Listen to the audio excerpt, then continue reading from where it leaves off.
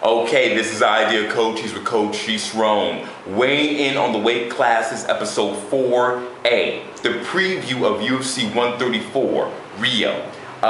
This is actually a very, very good card. A lot of fights can go either way. Even though it's in Brazil, a lot of Brazilians face some very, very tough competition.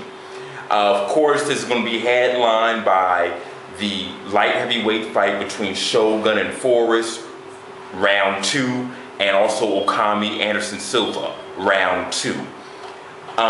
Let's just get into it right now. I'm going to preview a couple of the fights. I don't do every single one. If there's any good fights that I don't preview, I review them in episode 4B. Okay guys, let's check it out. Welterweight fight, Paulo Thiago versus David Mitchell. Okay, ever since Paulo Thiago got a flash KO over Josh Koscheck, his perception of the standings has been skewed in the welterweight division. He's been up against some competition I think is just too far advanced for him. The last fight he had, he won Fight of the Night with Diego Sanchez, but that was more about Diego Sanchez returning to true form. I don't know that much about David Mitchell. I do know that he was undefeated until going to the UFC where he lost his first fight. I think this fight can be very interesting and it should be on the main card, especially since Paulo Thiago was on some sort of special unit Brazilian police force. I think the hometown crowd will really get behind him on that one. I don't know why this is being put on the preliminary card.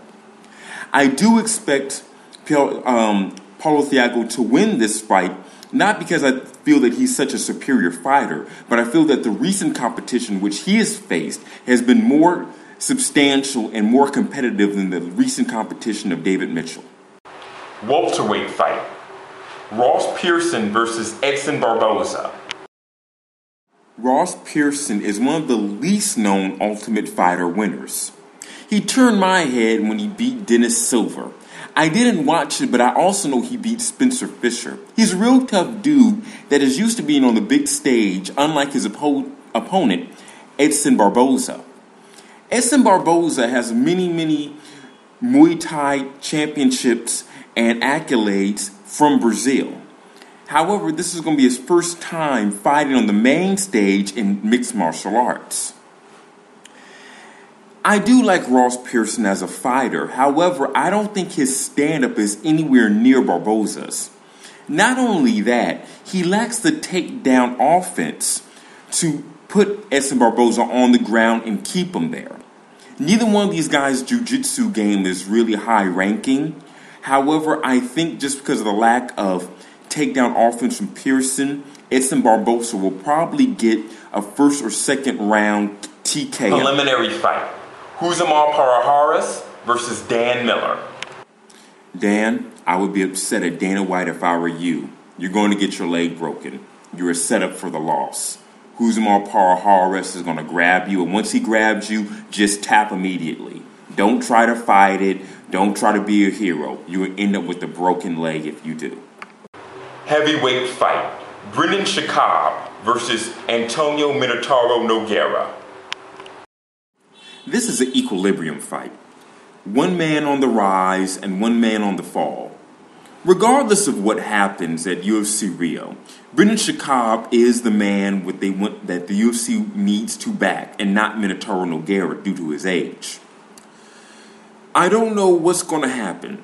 If Brendan Schaub wins this fight, then he just beat another has-been in which he did with Mirko Cro Cop. There's a couple of elements here that makes this very, very different than the Cro Cop fight.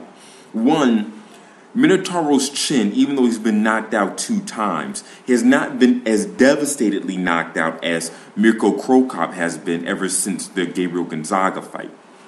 The second part is that within that Cro Cop-Schaub fight, Schaub shown a very, very big hole in his game in passing the guard. And Minotauro Nogueira has a way of getting the fight to the ground without having great takedowns. The only 2 fights which he did not get the fight to the ground for any substantial amount of time was the Mir fight, and then not at all with the Cain Velasquez fight. Everything is dependent on Minotauro's stand-up defense. He has this old Mexican boxer style where he likes to keep his arms wide open during his striking, and he takes punches on the chin knowingly. Right now, his body can't do any of that, especially with a hard striker like Cochise, who is, although less technical, has shown a lot of power in his hands. I personally want Minotauro to win this fight because I don't want to see Minotauro have another midlife crisis tattoo on his arm with that fucking koi fish. Your name is Minotauro. A koi fish is way too Yakuza. Although, if Minotauro does lose, I would like him to retire at UFC Rio. It'll be actually a very, very fitting ending to his illustrious career. My heart says Minotauro, my mind says Brendan. Hopefully, emotions win this battle. Light heavyweight bout, Mauricio Shogun Rua versus Forrest Griffin. In a fight which no one is really talking about in the States, at least, I don't know what's going on with the Brazilian media, we have Forrest Griffin versus Mauricio Shogun Rua. Round 2. Fight. This is a very, very difficult fight to call, mainly because both of these fighters have mental breakdowns sometimes.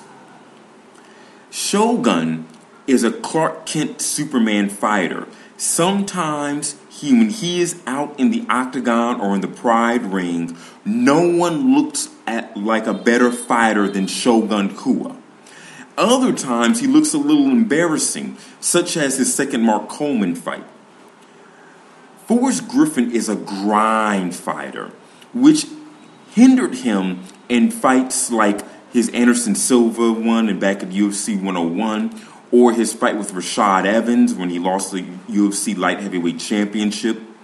The problem with Mauricio Shogun Rua is that sometimes he can beat Anderson Silva, and other times he can beat Tito Ortiz in terms of getting out of the gates with his explosive striking.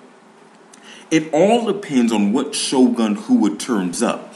If the same Shogun comes around that came around for the Machida fights, Forrest Griffin is not making it past the 4.5 minute mark of the first round. If the Shogun that showed up during the John Jones fight or the Mark Coleman fight is going to be a long and boring and embarrassing decision loss to Shogun. All in all, I think Shogun's going to be motivated to win this fight since he's going to be in his hometown. I really am very skeptical about the excitement factor that's going to take place in this fight. If it doesn't end in the first round, I'm thinking the next 2 rounds are going to be quite boring. I still have Shogun winning this fight, however. Middleweight championship fight. The challenger, Yushin Thunder Okami versus the Spider, Anderson Silva.